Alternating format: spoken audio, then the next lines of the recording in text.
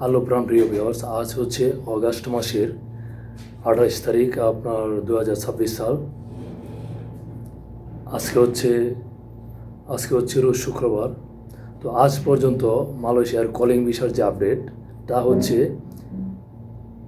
আপনারা অবগত আছেন অলরেডি। মালয়েশিয়া পক্ষ থেকে তাদের ওয়েবসাইটে আপনার 25টা রিক্রুটিং এজেন্সির নাম প্রকাশ করেছে, কিন্তু এটা মূলত সিন্ডিকেটের দিকে চলে যাচ্ছে।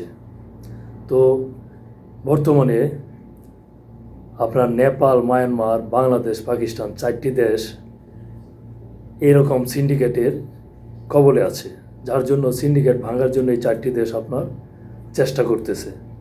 কারণ সীমিত সংখ্যক এত এজেন্সির মধ্যে সীমিত সংখ্যক এজেন্সি লোক পাঠালে এটা মূলত সিন্ডিকেটই হয়ে যায়।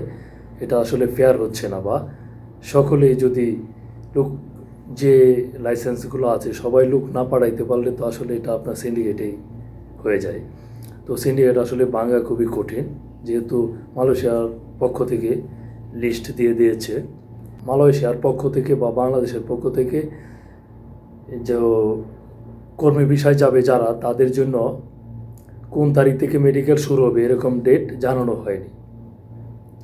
তো অনেকে পাসপোর্ট জমা দিচ্ছে, লেনদেন করছে বা অ্যাডভান্স কিছু টাকা দিচ্ছে।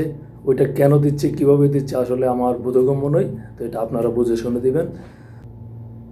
আপনারা কিছুদিন অপেক্ষা করেন, আর কয়েকটা দিন অপেক্ষা করেন, হয়তো বা কোনো ডেট